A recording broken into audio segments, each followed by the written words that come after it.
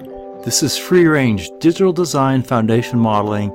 This is chapter 16, and in this chapter we're going to be looking at decoders, and decoders, specifically generic decoders and standard decoders. And these are two new Digital Design Foundation modules, and we'll be going over that also. So decoders is a topic that is covered kind of in different ways depending on which digital design text you take a look at. The issue is these texts give all sorts of different circuits out there that you may use, may not use, and so I kind of lump those all together as a generic decoder. Additionally, there's one specific type of decoder that always comes up, and so I call that a standard decoder. So these are terms that I made up for this book. You won't find them in another book. If you use these terms in an interview, the interviewer won't know what you're talking about. It's worth an explanation, very simple. So once again, it's just trying to place all these decoder design type things into two boxes, which is generic decoders and standard decoders. Appropriately, there's Mealy's seventh law of digital design. Anytime you're embarking on a design, you always should think, oh, how can I use a decoder in this design? That's not always initially apparent, but if you keep it in mind, like, hey, I can use a lookup table in this thing, and lookup table, we'll talk about that in a minute, but a decoder is essentially a lookup table. So how can I use a lookup table in this design? It's going to save you some design steps. Now, what's really nice about this approach is that the decoders are extremely straightforward to model using an HDL, which is why we'd rather use a decoder than try to generate some random logic or something like that. So generic decoders, essentially, it's just anything you can represent with a table. Any circuit you can represent with a table is essentially you can plop the decoder label on that. So there's two main uses for decoders. First thing, they are lookup tables. Lookup tables, you should be familiar with lookup tables from a programming language you took. It means essentially it gives you a quick way of getting an answer without calculating it every time. It's really no different in hardware. It gives you a quick way of getting some signal values without jumping through a lot of hoops. The other thing, what we use it for, and you'll see this and it's really useful, is as a substitute for logic. So once again, we've had the brute force design method was using tables as its foundation. So essentially, if I can get something into tabular format, I essentially have a decoder, and once again, it's really easy to model that decoder and using some type of HDL. So this is our generic model for a decoder. Arbitrary number inputs and an arbitrary number outputs. I guess either M or N here could be 1. We'll talk more about that in a second.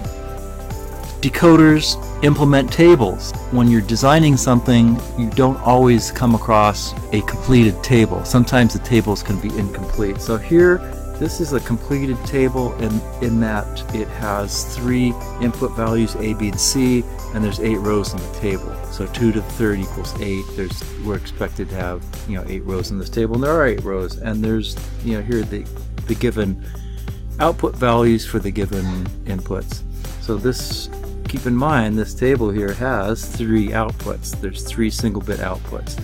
It's lumped together as one output, but technically it's 3 bits. So here is an incomplete table.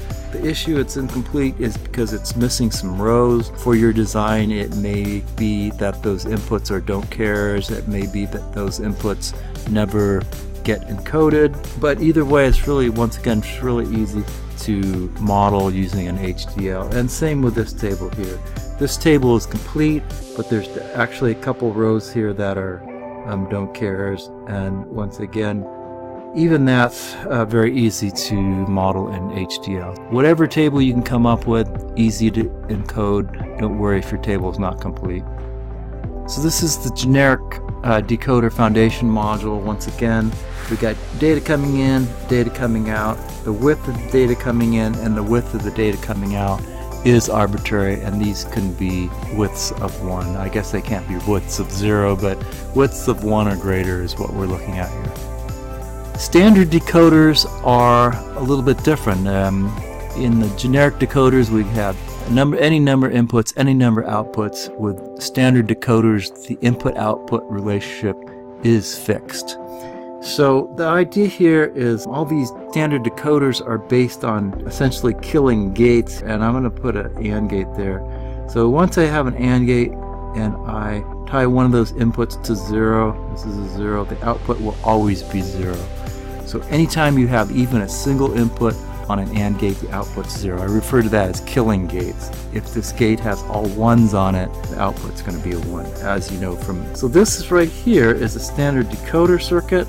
The issue about this circuit is it has 2 inputs. What I'm doing here is I'm inverting those inputs and mixing them up down here. Each of these 4 gates has a different combination of the inputs. We could see this one is going to be, I'm not going to do all these, S1, S0, because it gets inverted there and it gets inverted there.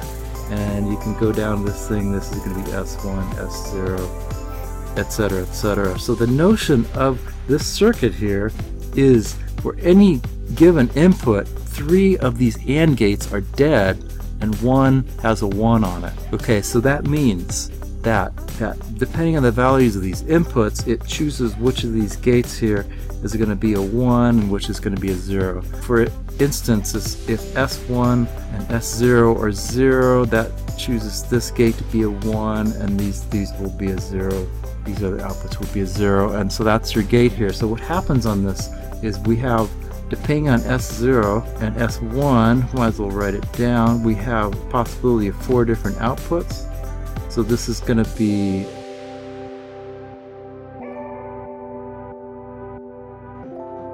this is the table that is associated with this circuit here.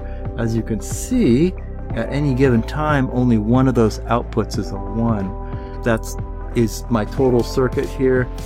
This happens to be a 2 to 4 decoder, and here are some different ways to draw this decoder. This is the underlying circuit at the gate level. These are higher level diagrams, but this is what you get on the output. Decoders always have a input-output relationship of n inputs, and there's going to be 2 to the n outputs.